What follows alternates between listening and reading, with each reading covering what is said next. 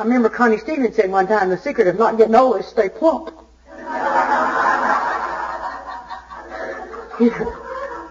Oh, well, but I have to tell you that there's been a certain amount of ha with some of the people that have told me about my weight all these years that now I'm smaller than they are. I got to be honest about that. But I've had the health problems too. And I told my doctor, I said, if I'm in such great damn health, why am I falling apart? And he said, well, you've abused your body for a long time. And he said, there are sometimes things that it would have happened anyway. And see, my mind is, well, if you lose weight and you get thin, then everything. Because see, don't you know, thin people never have any problems. Yeah. Okay. Okay. And then it talks about we are people who would not usually mix. And isn't that the truth? I mean, in my own family, when I was growing up, my mother's family and my brother's son and his children and all of those, I looked around one day and I thought, I feel like I'm in from another planet. I wouldn't have chosen any of those people to be in my life, so help me. Friends you get to choose. Family you just are stuck with, But that's people who wouldn't normally mix. I was in Palm Springs one time speaking at a conference. And in my room that night, we were all, after the meeting, and we had gone back and there was a bunch of us, and we were pigging out on salsa and chips and stuff. And in my room was a man and his wife from Denmark. There was a girl who said that she was a whore. She was from Mexico. And I said, that's good. Thanks for sharing. And I was dressed like Cleopatra. I had found this headdress in the gift shop in the Riviera Hotel. And, I was just having lots and lots of fun. Remember when Bo Derek had the beads and everything in her hair? Well, this was the thing. It had beads and shells. And it was turquoise, and it was cut sort of like Cleopatra, and I did the eyes and everything. And when I talked, I thought this, and when I stepped out of the room, see, I'd gone Hollywood. For God's sake, I'm in California. I'm going to go Hollywood. And so I step out of my room, and the lady across the hall steps out of the room, and she goes, that is a statement of personal freedom. And something inside says, you've overshot the runway. Isn't it funny how you always know when you've gone over the end of the runway? It's like when you see the barrier lights going and you're going, oh, I've been here before. What happened here, And so I'm standing there and I'm talking, and I can't hardly see out from under these little beady things hanging down. And I'm thinking, but the guy and that woman out there look sort of familiar out there at that round table. But I kept on, because, you go a lot, you meet a lot of different people, and then in a few minutes it sort of came to me that there were people standing around that looked funny standing around, and I looked out and I go, oh my God, it's the president and his wife, and I'm here like an idiot looking like Cleopatra, they thought it was fun, they don't have to live with me, But these are people who would not normally mix, I mean, really, but it's the solution that binds us together. And it tells you in the book, sobriety is a beginning. It's just a beginning. And see, it's his beginning. The sobriety is his beginning. It was not my beginning. My beginning had to come much later because I had to hit a bottom. I had to get where I was willing to do the deal and not just go with him to the meetings. I loved going to the AA meetings. I want to tell you, when I first came in, it was more fun to go to AA than Al-Anon. I always tell them, those little thin-lipped cookie-baking bitches, I was young. They were old, for God's sake. They must have been 40. They weren't laughing. They weren't having fun in Al-Anon like they were having fun in AA. You go to an AA meeting, there was always lots of laughter. And I really gravitated toward that laughter, But it took me back, you see. I thought my goal was to get him sober, and once he was sober, to keep him sober. That's what I thought the goal was. But it wasn't. That's his. His sobriety has nothing to do with me. Absolutely nothing. I can't get him sober. I can't make him drunk. Now, we can make it hard as heck on somebody that's struggling. We can just absolutely do that. But we are not responsible for what we do, The main problem is in our mind. Well, there we are. We don't know why we do the things we do. How many times have you thought, why did I do that? Why did I say, why didn't I keep my mouth shut? Or you're driving down the road, and all of a sudden you arrive where you're going, but you don't remember getting there. Now, are we dangerous during that period? I would think we are. Now they get, and then my thing is with my road rage, I was very, very aggressive behind the wheel. And I'm telling you, it doesn't take anything, and this past summer, it's so hot, very, very hot. And when the weather's really, really hot, your temper doesn't take as much to get up there too. And so this year, and last year is the hottest summers we've ever had. We had like 69 days over 100-degree temperature and no rain. And I'm sure y'all had some of the same or whatever, and now we're getting all the rain after everything's already burned up. But I found myself screaming at somebody. And I'm thinking, God, you haven't done this since you were a newcomer. What is the matter with you? And it's like, I don't know, but take an action. Don't try to sit there and figure out what's wrong with you. Take a corrective action. Once you take corrective action, then you'll find out what was wrong with you. And what it was, I had gotten so into stuff, so into it, and I was so into self. And don't you know, it's a plot against me to keep me from going. When you're late, have you noticed that every slow pokey butthole in the world gets in front of you? You know why? It's their time to be out. If you were out at the time you're supposed to be, you'd have missed them. You're the one who's out of sync. It's not them. This is their time. Now you're in their way. Okay?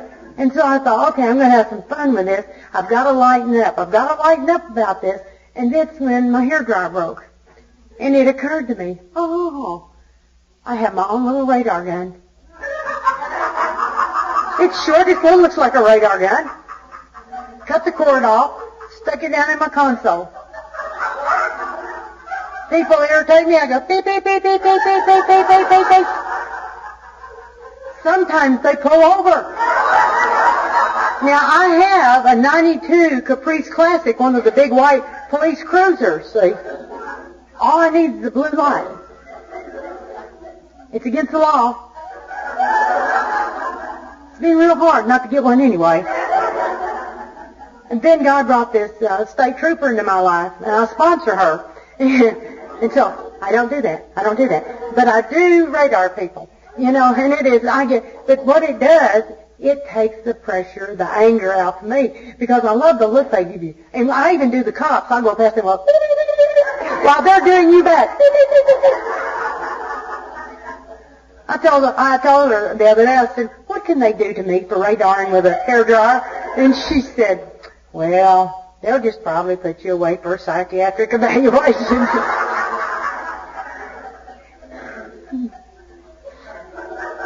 It talks about it in the big book. That very same thing only talks about jaywalking. You ever read the book where it talks about jaywalking? I used men, credit cards, relationships instead of the jaywalking, but it was all the same, There's a story about, you go down the street and you fall in the hole. So you pick yourself up and you go down the street and you fall in the hole. And you pick yourself up and you go down the street and you look for the hole and you fall in the hole, but at least you know the hole is there. And you keep doing this, and then all of a sudden one day you think, I go down the street and I know the hole's there and I go around the hole. But the day you get well is the day you go down another street. Instead of keep going back to that known deal, And that's what I did all my life. And in order to overcome that, I had to have that power greater than myself working in my life. I had to have God doing for me what I couldn't do for myself. And there's times I have no mental defense against stinking thinking. Something happens, and immediately you play an old tape. This is just like, and then all of a sudden you go back, you pick up those old feelings, you bring them into the right now, and now you've really exaggerated the situation that's happened now because it has nothing to do there. It's just that old tape, and that refeeling of that resentment or whatever, and it just all comes flooding back. And you have no mental defense against that. So your defense has to come from a power greater than you. It has to. You see, your mind's a dangerous neighborhood. Don't go in alone. And my sponsor tells me all the time, your thinking's broken. Try not to use it so much. But you get exact directions for recovery. Not theories, not maybe, but specific things to do and not to do. You know, it's a manual for living life on life's terms, and it challenges you. And if you don't think you need the program, go out there and try it on your own, by yourself. Go out there and just try some controlled thinking, you know, whatever, you know. And that's the retreads. You see them all the time. That's what we call them in our group. Those are the people that come into the program, seemingly get some better, say it's oh so wonderful, they're really active for a short period of time, or maybe even 4, 5, 6 years sometimes you see it, and then you don't see them at the meetings anymore. You wonder what happened to so-and-so, and you call them, oh, well, I'm busy, I don't have time, but I'm doing fine, you know, I've got those principles, and man, I can do those steps, and I'm just doing fine. And if they live, we get them back. And they don't look too hot when they come back. And it's real hard for them to come back. I always make them real welcome, because it's really hard for someone who's going to have to really, their ego's going to be smashed, and their self-esteem when they come back, because see, they're going to have to admit they were wrong and that they need us again, you know. But I'm real grateful for them, because every time I look at one of them, I think, it's still crazy out there. They're doing my time, so I don't have to go out there, and I'm real grateful. But you know, every once in a while you lose one, and I lost the woman I sponsored for 10 years last year. You know, she's going to do it in church now. She's me real, and I'm thinking, oh, that's fine, and I wish her well, and I pray for her. But I don't see her anymore. I don't see her around with the same people anymore. I don't see her doing things. And I heard that she was real unhappy on her job. She works for the church. So, I don't know. But all I know is I still love her, and I'm still hoping. And you know, we have prayed people into Al-Anon before, and so I'm still trying to pray her back.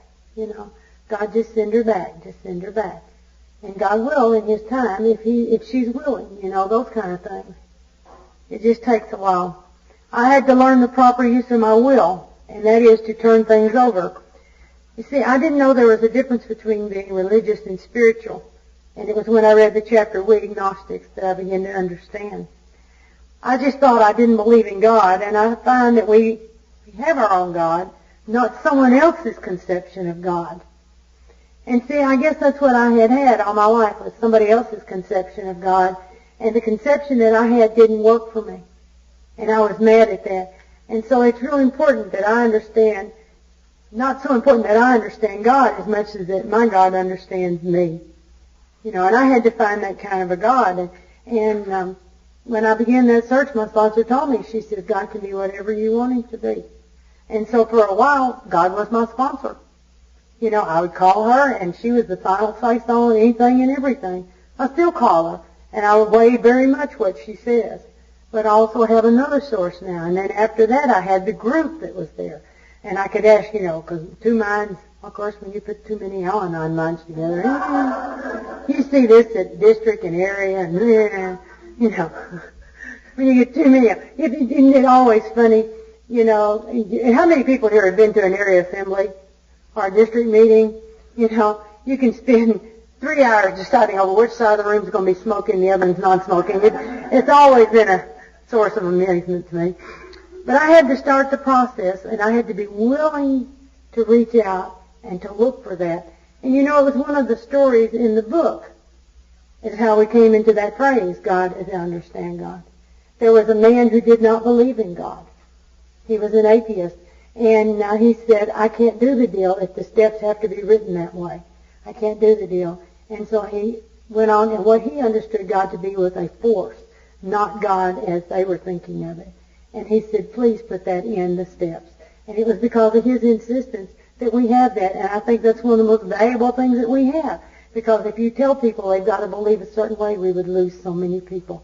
Allow them to come to their own. And I've had a lot of people that understand God a lot differently than I, and it's not important. I sponsored a girl one time that she said that her higher power was that spaceship from Close Encounters of the Third Kind.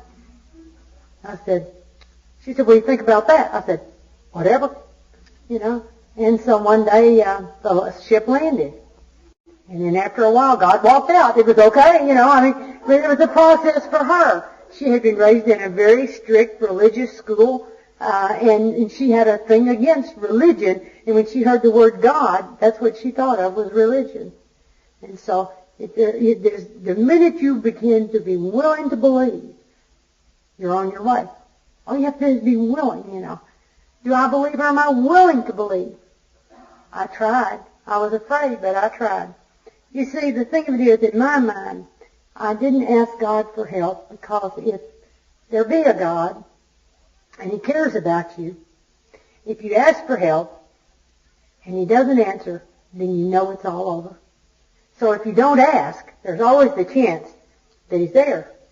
But if you ask and He doesn't do, then He's not there. That was my crazy thinking. And I had to take a chance. And one day it happened, it was just real simple. I was just driving home. My car was having major problems. And it would turn itself off. Just drive down the road and turn itself off.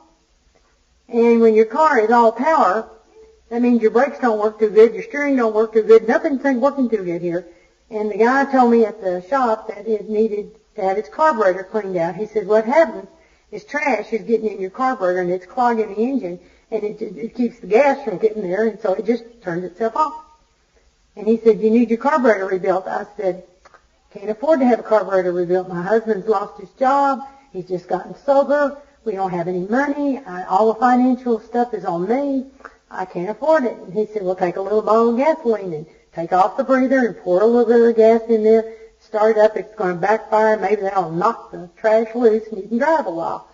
And I was doing that. And started off, I was doing it like once a week, and I was doing it 2 or 3 times a week, and I was doing it a couple times a day, and that's getting on my nerves. You know, I began to smell like a gas pump jockey. And that's in the days before we pumped our own gas. You know, it's been quite a while. But anyway, so that day I'm driving home, and my car stopped 3 or 4 times that day, and I had to get out and do that. And I always loved the ridicule I got from the male population as they would drive, there the one looks like she knows what she's doing. Ha, ha, ha. You know. Thanks for sharing. But on that particular night, I'd gone by to see my mother, which is always good to make you want to cut your wrist. And I left her house, and I was going home, and I was depressed, and I was upset, and my car stopped again. And I said, God, I am so tired. I am just so tired. I tell you what, this is Miracle Thompson. I live at 409 Healy Street, North Little Rock, Arkansas. And I'm going to go out there and I'm going to pour the last bit of gas in there. And if you be a God and if you care about me, all I want is I want to go home. I'm tired. And the reason I gave him my name and address was I didn't want him to make sure he wasn't mixing me up with somebody else. That was as sincere as I could be. And so I got in there and I tried to start the car and it backfired and it chugged and chugged and then quit. And I said, God, you ain't going to get there like that. It's not going, I'm trying now. I'm reaching out. I'm really trying here. So I turned and tried it again. It started, it was chugging and chugging. And I said, God, it's not going to get there like this. It's going to have to do better than that. And with that, the engine just smoothed right out. And I drove home. And I got out of my car and I knelt down by the side of my car. And I thanked to God for getting me home. That was my first real let go and let God trust that God would do something for me. And I walked in the house, and the miracle had happened, and I didn't know it, but the miracle had happened. And when I got into the house, and there was a phone call from a girl I'd gone to school with, hadn't seen in years. Her daddy was a top mechanic for a Chevrolet company, and he was retired, and she said, what's been going on with you? And I was telling her about my car and all this stuff. I wasn't telling her about the God stuff. You know how we are, you know. Don't want to do that. Don't want her thinking I'm a religious freak or something. And so she said, well, why don't you call my dad and have him fix your car? And I said, well, I don't have any money to get the car fixed. And she said, well, my dad would let you pay it off. And I said, you reckon? And she said, sure. And so I called her dad. He brought a wrecker over, fixed my car, and I paid him off. Little at a time. See, the minute I took an action, God kicked in and began to do. Now, God had been doing it in my life all along, but I wasn't aware of it. I wasn't aware because, see, I wasn't ever giving God my cooperation. It makes a difference. See, faith to me is sort of like having muscles. Muscles are there in your arms and your legs and what have you, but they don't do you much good if you don't exercise them, because they're not strong enough to do a lot. But the more you exercise them, the more they're there and the stronger they get. And in the very beginning, God did a lot of really neat things. Not that God doesn't do neat things now. But I was in such a God awareness mode. It was so new. And it's like God had to do something for me every day or two. I'd forget that God was doing stuff for me. You know, now I have faith. I believe it's going to happen. And I can wait in the process. Before, if I said I was going to go and let God, I said, okay, God, get ready. Here it comes, because I'm going to give it to you, but you better do something with it quick. Or if you don't, I'm going to take it back, because that was the best I could do. And when I heard people sharing what God did for them, what they couldn't do for themselves, and I began to be willing that God would believe, I began to believe that God would do those things for me, then my awareness began to change. And my awareness of the presence of God today is the most powerful reason to have faith, because I've seen the results. It's easier to have faith when you've seen the results. You know, seeing's believing. You know, it's just easier. And it says came to believe. It doesn't say come to have faith. It says come to believe, you know. And either God is everything or He's nothing. Either God is or He isn't, you know. And I had to make a decision which way I was going to go. And I heard a guy at a meeting one night, and he made a lot of sense. He said, you know, if I believe there's a God, and you come to find out there isn't, what have I lost? But if I believe there isn't, and there is, then I've lost everything. Now, are you willing to take that kind of chance? I thought, no. I'd rather believe there is, you know. And so, spiritually, some grow spiritually slowly and others go faster. But He comes to all who seek Him. That's a powerful statement. That's a promise in itself. God comes to everyone who seeks Him. And the book describes the different kind of drinkers. Well, in Al-Anon, I found we have different types of thinkers. The moderate one, the one who's able to accept life on life's terms, pretty good. You know, there are some of us that seem to have a better handle on it. The hard thinker, who can moderate his behavior, even if difficult at times. Those that can manage to keep their mouth shut, you know, occasionally. Then there's the real Al-Anon, who's lost control of their thinking and does incredible, tragic things trying to control his situation. He's irritable, restless, and discontent, and fearful, and asks himself, why did I do that again? And it says, the problem seems to be in my mind. Now, see, all my life I have been this student of logic. If you can read it in a book, all these facts and stuff, if I can read it, man, I can do it. But I couldn't do it, you know. And one of the things that I found is that I really hate my defects when you have them. When I see something that you're doing that really irritates me, that's when there was a guy that came to our meeting, bless his heart, and Larry just got on my last nerve. I mean, I'm telling you, when Larry'd open his mouth, I'd go, oh! Thank God I've been in long enough I keep my mouth shut, but I'm sure my eyes did the dance, you know. As one of my pigeons says, he's getting the look. That's the look that says, shut up, you know. And Larry would irritate me. And so I would be walking in the morning, and one morning I'm walking along, and I said, God, what is it about Larry that I have that irritates me so much when I see it in Larry? What is it about Larry? So I'm walking, I walked my 3 or 4 miles, and all of a sudden I went, oh no, not that! Larry is an opinionated asshole.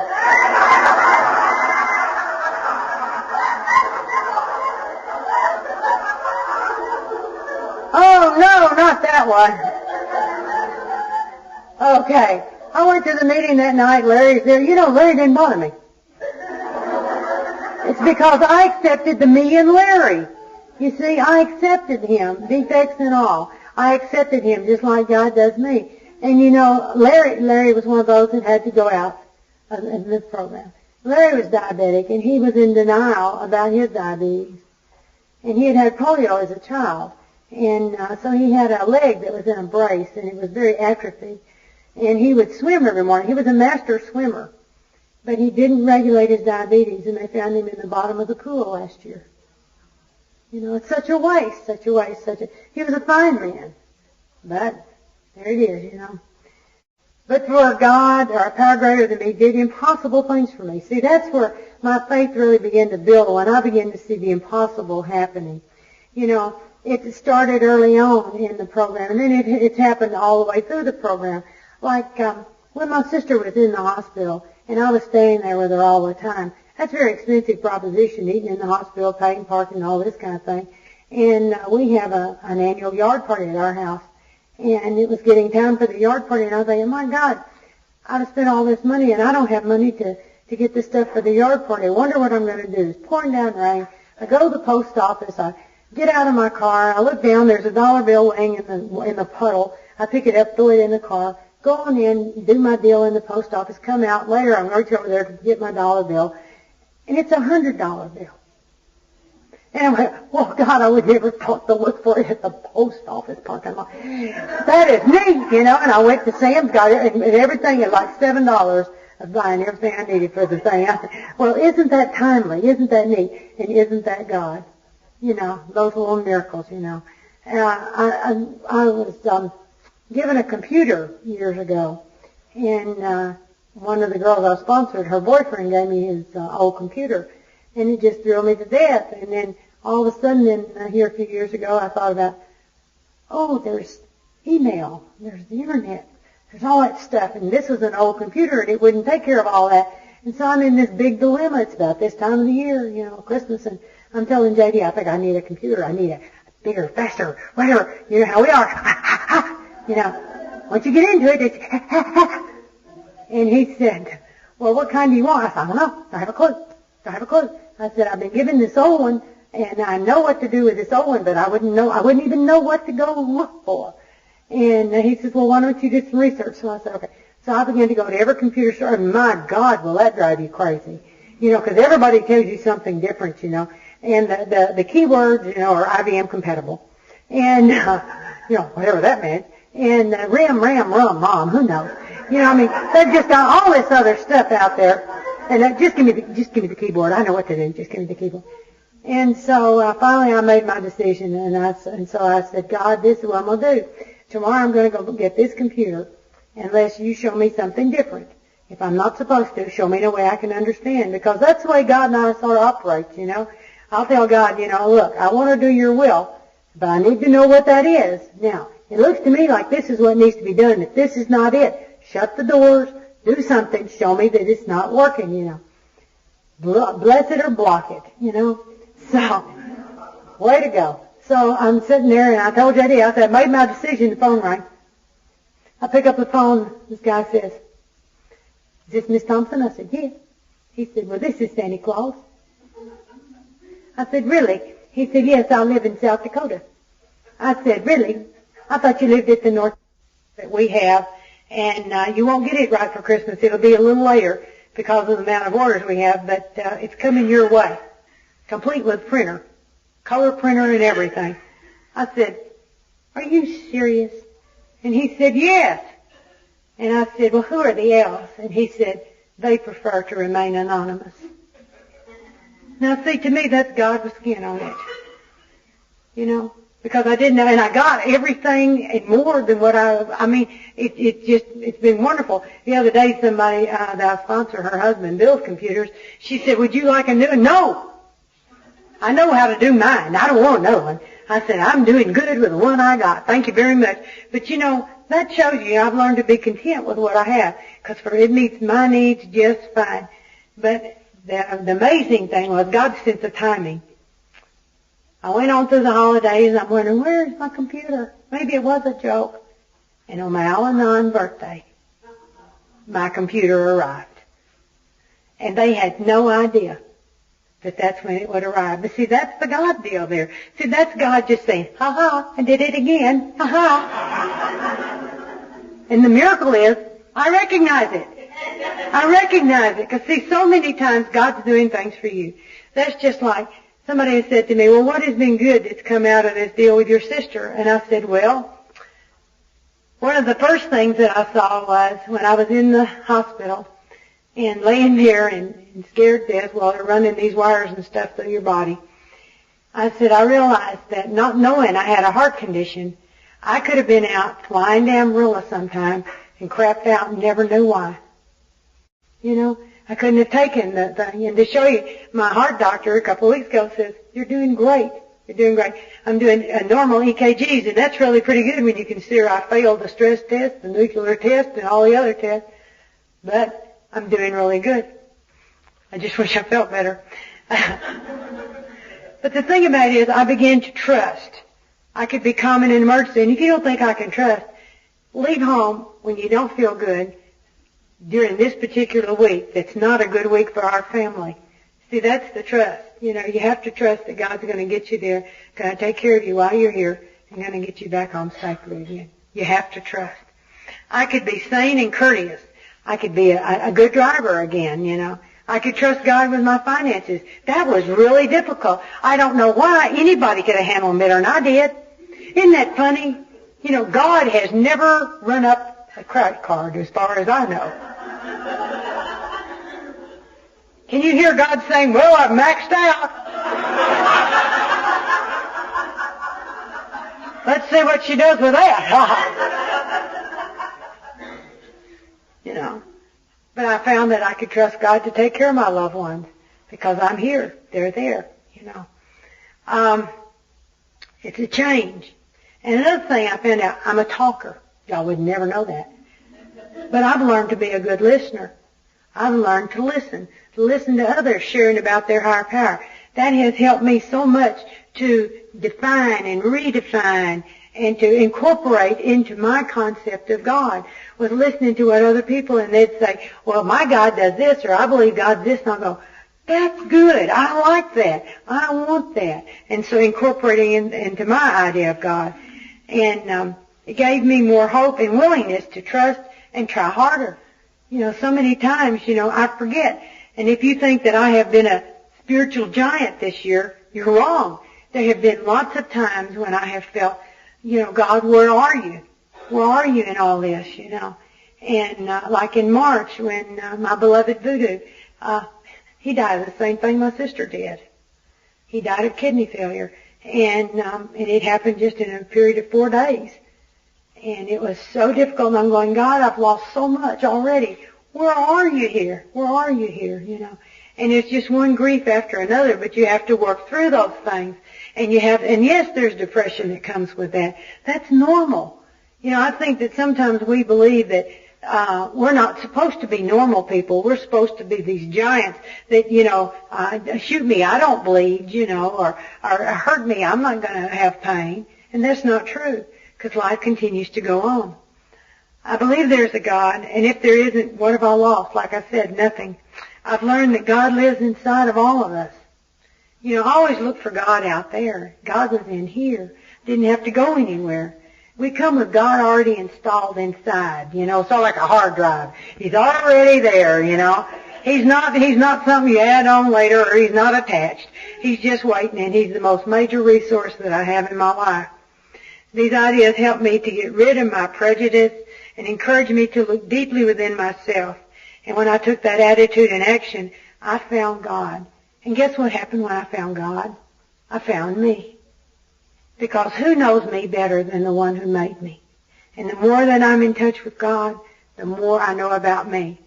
And I prefer to believe that there is a God because it works for me. And God always comes to those who seek Him. Always. I sought, He came, and I became whole on the inside. Those holes that were inside of me that I'd had for a lifetime, they all began to fill up. You see, my answers are spiritual because my problems were spiritual. I thought they weren't. I thought they were problems with people, places, and things. No, it was not. It was what was wrong on the inside of me. Because when I got okay on the inside, those people, places, and things got better. It's just like the day I looked at Larry. When I saw what was inside of me, I knew what was inside of Larry. And I realized Larry was a sick person trying to do the best he could. And I can be exactly like him on any given day. And so there's no room in that for the criticism and the judgment and what have you. My answers were in a program of action, and I found out the how in chapter 5. It told me how to take actions that would make my life different. And there's key words, and if you're not careful, you'll miss some of them. One of the words is thoroughly. Thoroughly. It means not hit or miss, but you got to be consistent. Doing the stuff again and again. You know, we say repetition strengthens and confirms until faith becomes natural. You keep doing it and doing it and doing it. And that's what's helped me so much, is the fact that you don't have to want to do it to do it. You don't have to like it to do it. Just do it. And that's how I've been doing this year on other things. I found that principle works in other areas of my life. And another one says, willing to go to any length. It could be inconvenient. Might be not what I want to do. But do it anyway. Doesn't make any difference. Just do it. You know, I'm not a Nike person, but that's a good slogan. Just do it. Just some of us tried to hold on to old ideas. That's doing the same things over and over, getting the same results. It says the results are nil till you let go absolutely. Well, quit debating and surrender. You know, nil. It's like if you get 50%, you think you get 50%, you don't. You don't get anything out of a half-assed try. You know, you just don't. It's not worth it. And our thinking is cunning, baffling, and powerful. You see, I trusted my knowledge, but I didn't have wisdom. And wisdom is the ability to use knowledge wisely. I didn't know how to do that, you know. I couldn't trust my thinking. My thinking told me to kill people. I'm serious. My thinking did a lot of crazy things to me. You know, my thinking said, drown your husband in the bathtub. And I said, okay. When do you want to do it? We'll just find a good time. And the time came and we did. You know, we laugh about that. JD gives tours of the bathtub now, but people come to our home, and when we redid the home, when we remodeled, JD would not give up the bathtub. It doesn't have a stopper anymore, but he'll say, y'all want to see where she drowned me? I told him, I said, well, when I drowned you out in the pond in the backyard, you can give that as a second highlight on your tour. This is where she's going to drown me next, out there in the pond. We had a lot of fun with the pond. But my thinking is, like I say, it's cunning, baffling, and powerful. And the thing that motivates my thinking into that is that fear. I didn't realize how fear-based I was. I was afraid of anything and everything. I was afraid I wasn't going to get my way. I wasn't going to get enough. You know, it wasn't going to be the way I wanted it. And how I want it today may not be how I want it tonight. You know, I can be that wishy-washy. How many times, you know, my sponsor had me do a gratitude list, be grateful for what I had. One time she said, make a list of the things that you're grateful you don't have. And I said, what do you mean? She said, all those things you thought you had to have, now that you don't have, and now you see why you don't have them, and aren't you grateful? And I thought about that, and I thought, yeah. We used to live in Jacksonville. I wanted to buy that house so badly. Never happened. When my landlord was ready to sell, we were renting. And when the landlord was ready to sell, his wife wasn't. And when she was ready to sell, he wouldn't sell because she wasn't ready when he was ready. And I understand that kind of thinking, you know. And so finally we just gave up and we moved away. Well, my landlord died and they bought his house, which was next door, and made a daycare center. I am so grateful we don't have... I am so grateful we don't have that house. Without help, it's too much for us. That means we're going to need God and other people to help us. Without help. And see, my thing has always been, I'm independent, I am woman, I am invincible, I am worn out. You know. And since my thinking was sick, I had to accept those proposals. And that's, I am obsessive, compulsive, and I don't know how to manage my own life. That's the bottom line. In other words, I'm a failure. That's the good news.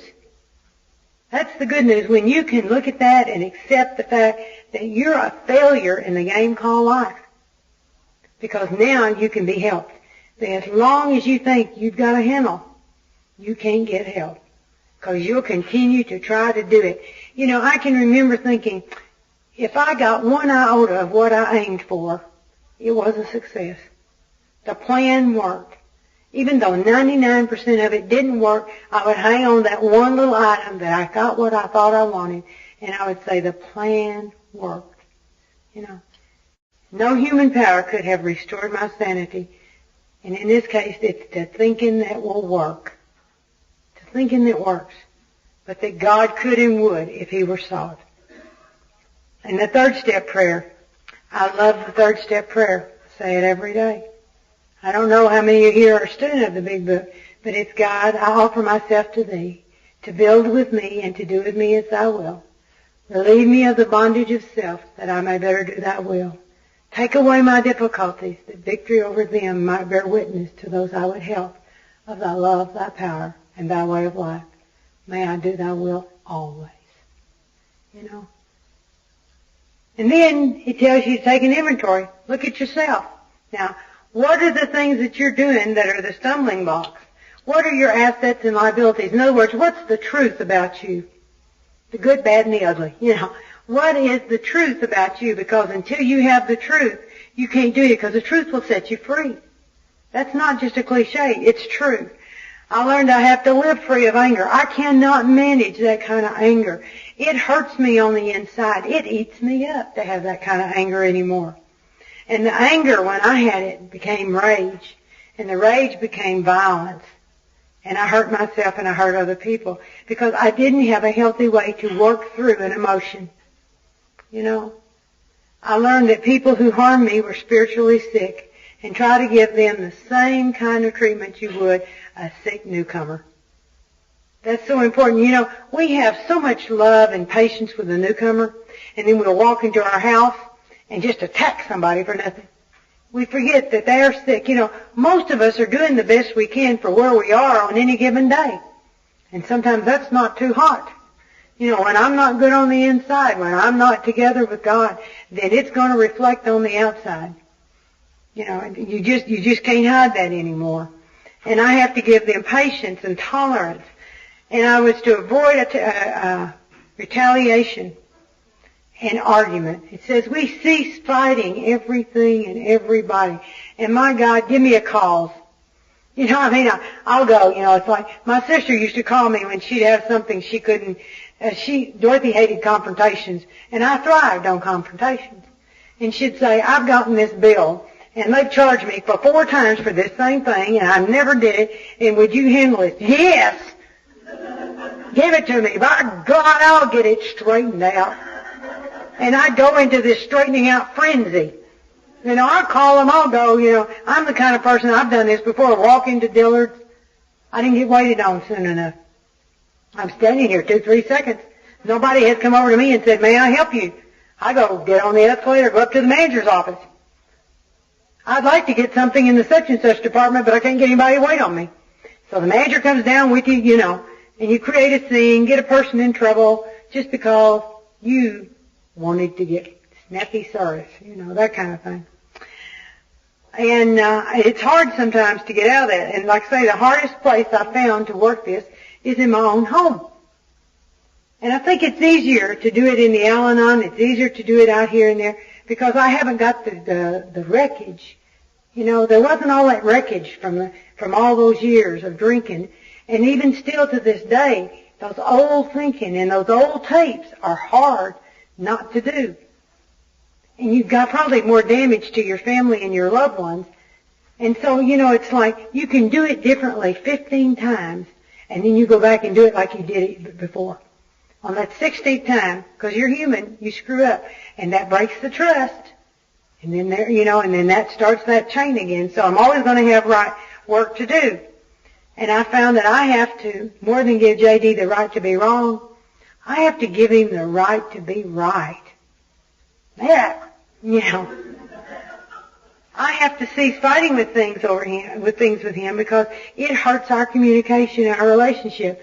J.D. just told me before I came over here, and he said, I can't hardly stand it. The house is so lonesome with you gone now, because without any, first time in over 16 years, we don't have a baby at home.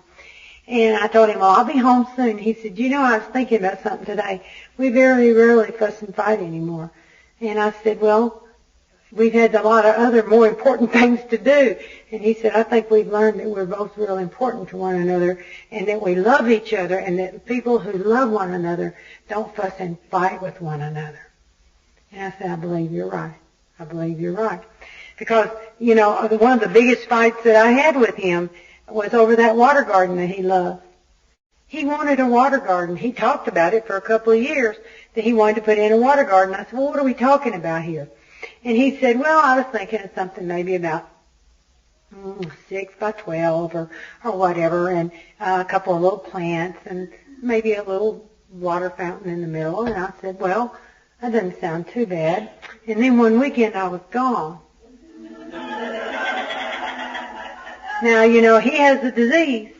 Bigger, better, more is better, And so when I come back, I get up on Monday morning, and my house is a river of mud. And I'm going, where did all this dirt come from? I mean, there's literal mud all in my house. Now, it was raining, but where was the mud coming from? Well, it was coming from the dogs going in and out the pet door, but where was the dogs getting in the dirt? And I went out, and there was a swimming pool in the backyard. I mean, 5 foot deep, the pond, and it was supposed to be 18 inches deep. But he got carried away. And when he had all that dirt, he didn't know what to do with it, so he decided to spread it all over the whole yard. And maybe I wouldn't notice it was gone. He's not in the real world either sometimes. And so the dogs had gone out. There wasn't any place in the yard for the dogs to even walk that they weren't going to get mud. So the whole house was covered in a river of mud. And I had just had the house, the professional cleaners come in with the carpet and the furniture and all like that, at Christmas, and this was February. And so I just went ballistic. And so I'm going to kill him. I'm going to kill him. I'm going to kill him. I'm going to kill him. I'm going to kill him. And so I called my sponsor, and she said, we've been here before. And I said, I know. And she said, how long before he comes home? I said, about 4 hours. She said, maybe enough to save his life. And so she told me to get out of the house, take the dogs, get the dogs bathed, get out, let the stuff dry, because you can't get wet mud up. You have to let it dry. And so when he came home that day, I had the dog out in the front yard because they couldn't go out in the backyard anymore. I had them on these leashes, and I'd been taking them in and out about every 30 minutes, not knowing how often they go because they go on their own. And he said, what's the matter? I said, go in, look at the house, and then give me the solution. And when I went in, he was sitting at the bar with his hands like, oh, God, oh. I said, God ain't going to save you. I'm going to kill you. He said, I am so sorry. I am so sorry. And I said, what possessed you? He said, well, I just decided I wanted it bigger. And I said, you never mentioned you were going to put it in this way. No, I didn't want to tell you. And see, that was another thing that irritated me. I'd been left out of the loop. I'd lost control. Lost control. And so the water garden was a bad thing. And everything that went with the water garden was bad. And I told him, I said, it's too deep. It's dangerous. I said, if the dogs fall in, they'll drown. He said, they can swim. I said, not forever. I said, you go in, you swim, but when a dog's in a lake, they can walk out. The water graduates, It's not just boom off the deep end. I said, the dog will drown. And I said, they can't swim and then propel themselves up out of the water. That's not going to happen. And so we reached an impasse, and so we thought about it for several months, and then finally I had to come to a realization that this was his dream. It was different than my dream, but I have to allow him the right to dream, and I was wrong. And I told him I was wrong. And anyway, so now, we work together, and we've laughed a lot about the water garden. He's got it real pretty, actually. Has a waterfall on one end, a fountain on the other, and all these plants. And he's got a bunch of rocks and things from all over, my rocks, that I gathered all those years. That was my contribution to the water garden, to keep the dogs from jumping in. And it was the rock wall around it. And now we have a big natural rock bench, and now behind it, we have our little dog cemetery now.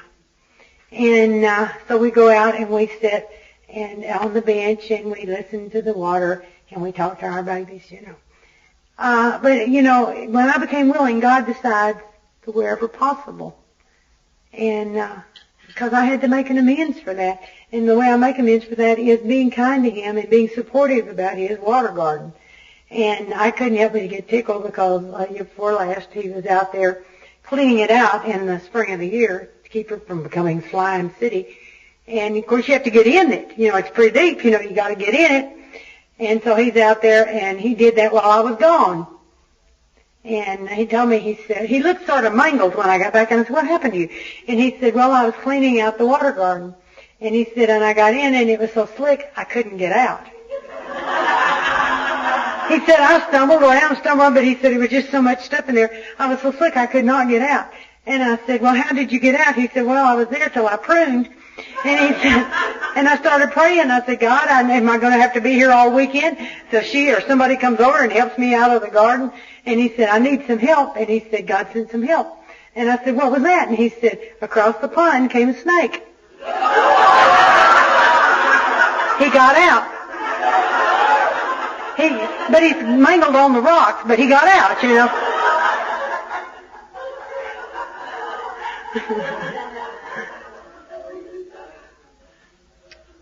Talking the talk is easy and walking the walk is hard, but it's the most rewarding. It's helped me do healthy relationships, and I've learned to go with the flow a lot. I've learned a lot of love and tolerance. It says we cease fighting other people. You learn about prayer and meditation, and you talk to God and listening to God in order to receive your good orderly directions. And that the failure, I found today that failure to enlarge my spiritual life is like planning a relapse. If you don't keep working on your spiritual growth, you know, we don't maintain very well. There's only one way to coast, and that's downhill.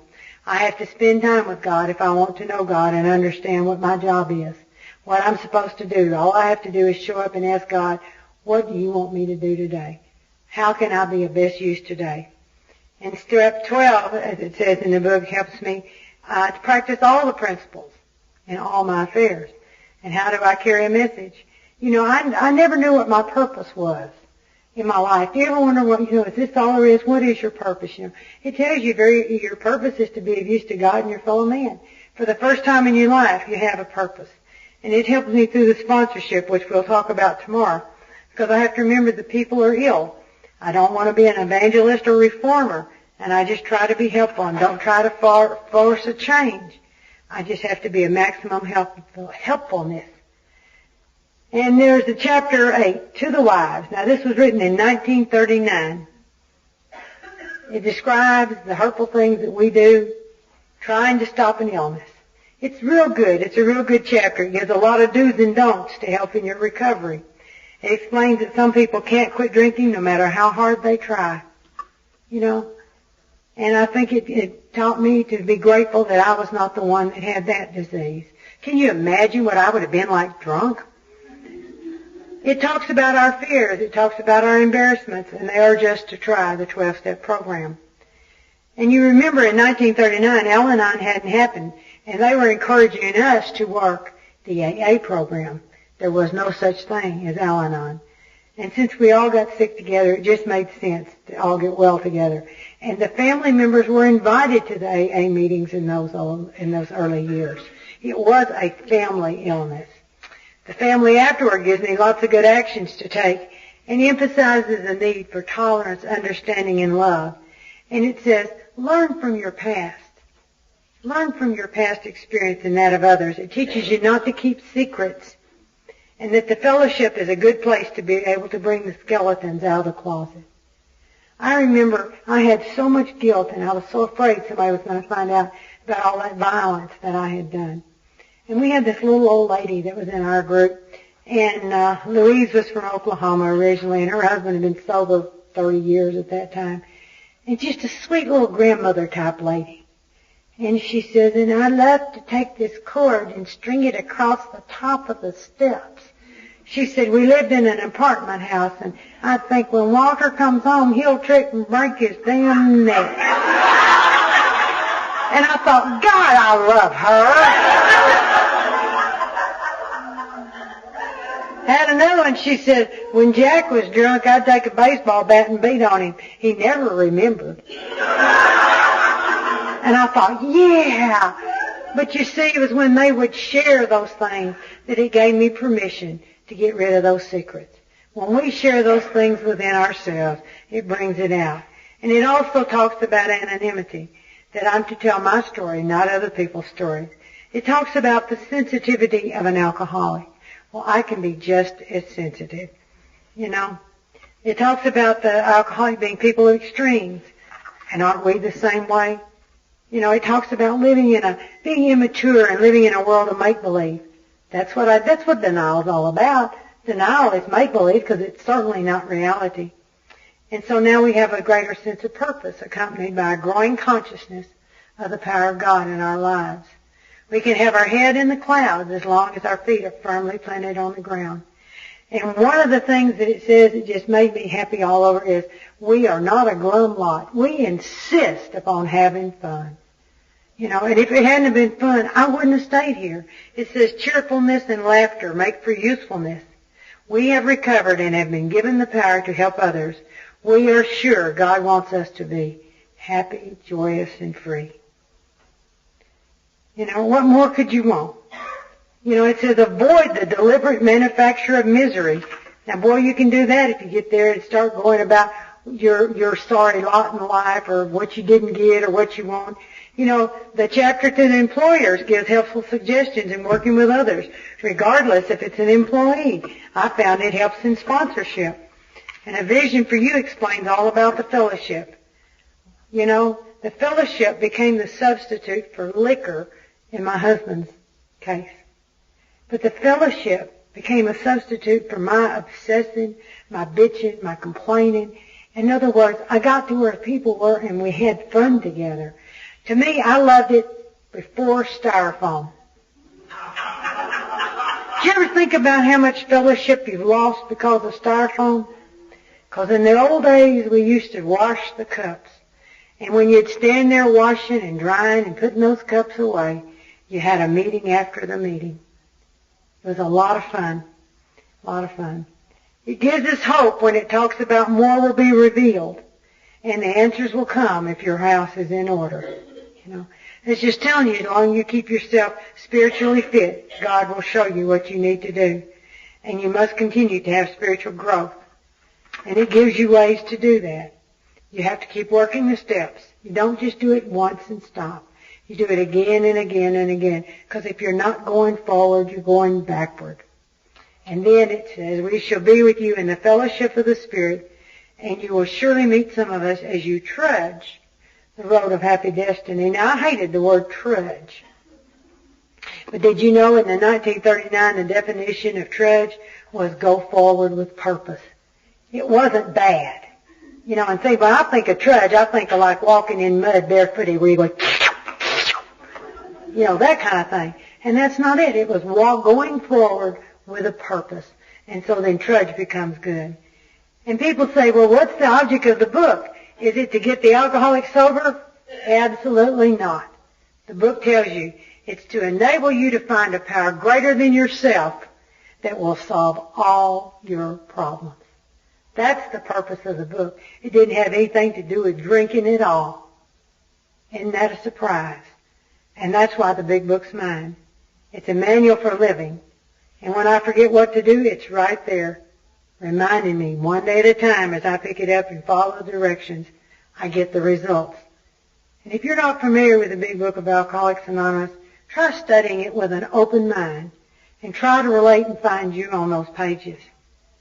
And if you are like me, my friend, you have got a great journey ahead of you. Thank you.